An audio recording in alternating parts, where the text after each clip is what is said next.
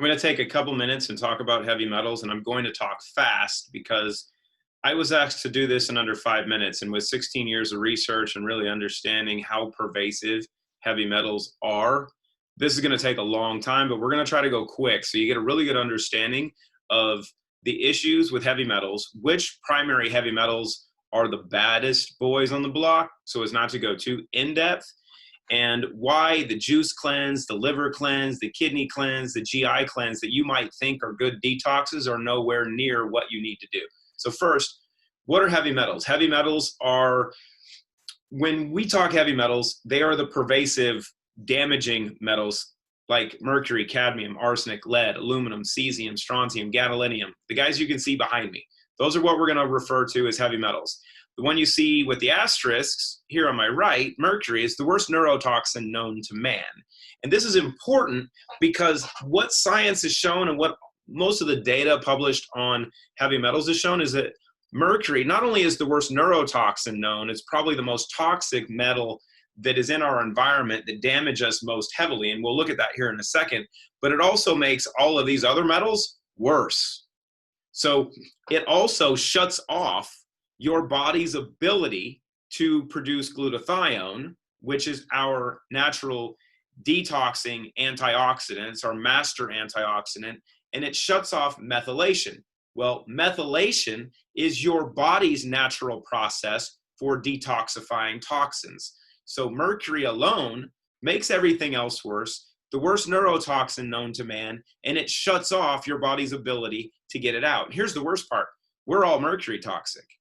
So 30% of the mercury that's in your mom or was in your mom was pushed into you when you were in the womb. And the Environmental Working Group, as of about 15 years ago, continues to find over 200 chemicals, toxins, pollutants, carcinogens, heavy metals, and such in cord blood of infants born over the last 15 years. So they're highly pervasive. They're in you from conception.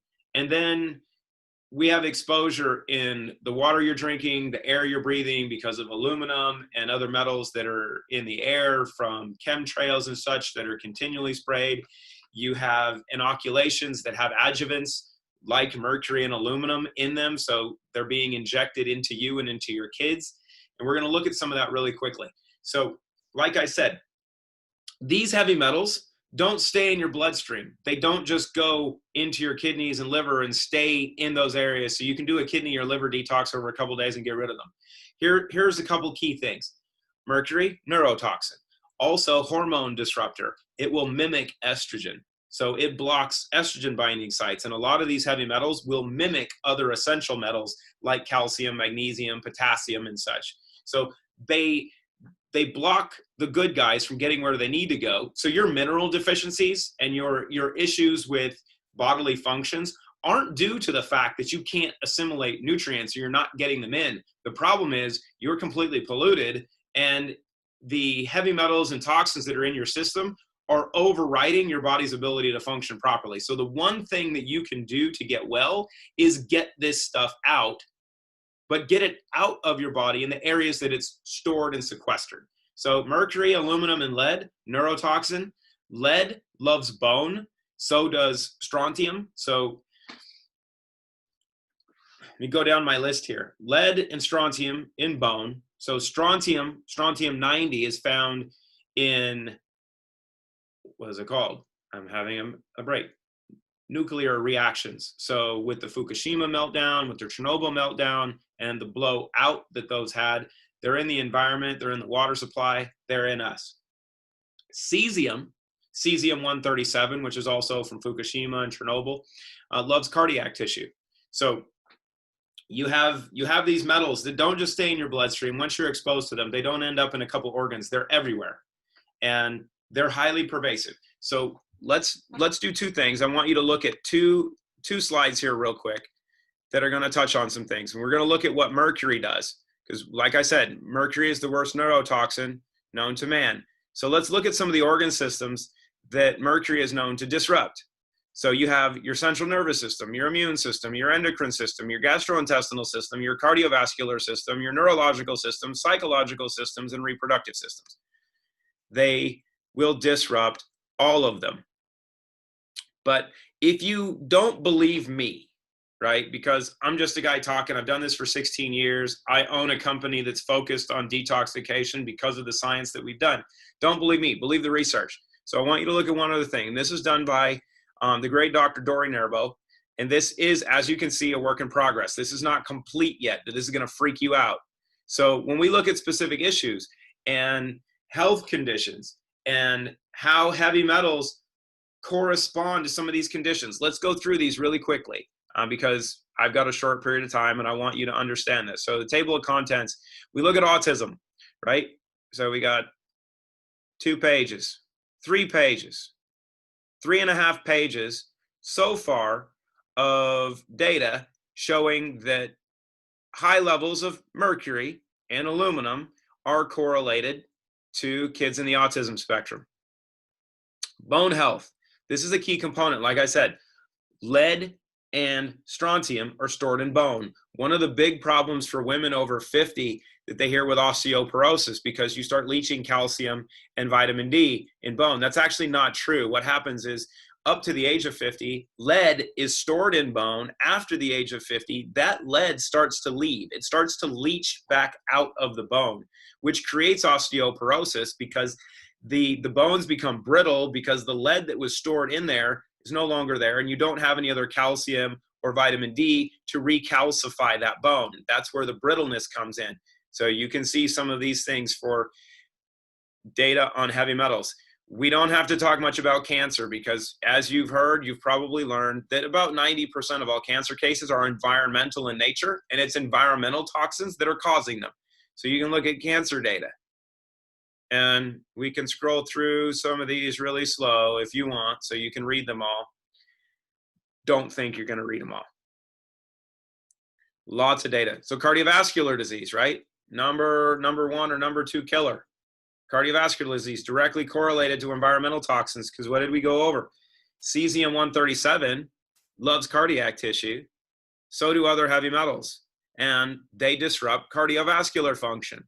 They cause damage to your endothelial lining. The endothelium of your vascular system is the small lining of your arteries where nitric oxide and everything's done. When you have damage to that area, you have inflammation that starts, or the negative inflammation from heavy metals will damage the endothelial lining, which then causes plaque buildup. It's not cholesterol that causes these problems. It's the heavy metals that cause the negative inflammation, that damage your arteries, that cause the cardiovascular issues. So you can see some of the data there. There's only a couple pages worth. COPD, same thing. You look at circulatory heavy metals, cadmium, lead, mercury, chromium. We can go down even more. So we look at diabetes. Oh, diabetes is one of the top of the list for people today. And we can look at heavy metals in those areas, dyslipidemia, eye health. So there's a philosophy in the detox space called the detox triangle, which pertains to the smallest vascular function in the body, which is eyes, ears, and erectile function. And that's where you start to see degradation early a lot of times. So when you think that your vision getting bad and your hearing getting bad is part of the aging process, it's not. It's damage from heavy metals and environmental toxins that are building up in those areas that inhibit proper function. So the degradation of your vision or your hearing, in men, it's selective. Our hearing is selective. Women, we just won't hear you. But if it's actual physical trait, the most common culprit in that is the heavy metals. You can see those. Look, I mean, look, 3 toxic heavy metals in open angle glaucoma with low teen and high teen intraocular pressure. Glaucoma and heavy metals. Food for thought. Fibromyalgia, chronic fatigue syndrome. Same. Your gut health. Heavy metals destroy your microbiome in your gut, but so does glyphosate. And if you haven't watched the interview that was done with Dr. Don Huber, watch it. It'll explain glyphosate. It's bad. You can look at lupus. You can look at hypertension. Kind of a big deal. Hypertension is quite common in people. Why? Because we're freaking polluted. Obesity. Same way. Osteoarthritis. Parkinson's disease. How about stem cell function? Stem cells are becoming a big thing. You look at the issues with maternal, peripheral, and cord blood samples identified. right? You think cord blood is good. Stem cell companies want cord blood. Well, cord blood is completely freaking polluted. It's loaded with heavy metals and other environmental toxins. So we can go down. We look at thyroid function, right? Your thyroid function is a big thing seen today. So this gives you a synopsis that all of the symptoms that your doctor is telling you that you might have, they don't talk about cause. They're not taught to look at cause. They're taught to look at symptoms and make a diagnosis. So it's these guys that are the cause of the problem, but they're not just in your gut. They're not in your kidneys and liver. They're in your brain. They're everywhere. So you have to use something that can get into your body, into your brain, cross cellular membranes, get into your organs, through your organs, and out of your body. This is the most crucial component. And this is not something that you do for a short period of time. True systemic detoxification is something you're going to do for the rest of your life. Because here's the key. You might effectively clean out what you have currently, which theoretically is impossible. I don't think you can ever get everything out of our systems because there's some stuff that is just stored. But on a daily basis, you're going to be exposed to more environmental toxins, more heavy metals, more glyphosate, more PBEs, PBDEs, fire retardants, all these other chemicals. You're exposed to them daily. So the one thing, if you had to do one thing for your health and wellness, and you could only buy one supplement, I would say get the one thing that removes the heavy metals and toxins systemically. Me personally, I would use Clean Slate. Just saying. But if you can, get this stuff out systemically. If you don't believe me, do some research, ask some questions, and you'll be on your way. Have a great day.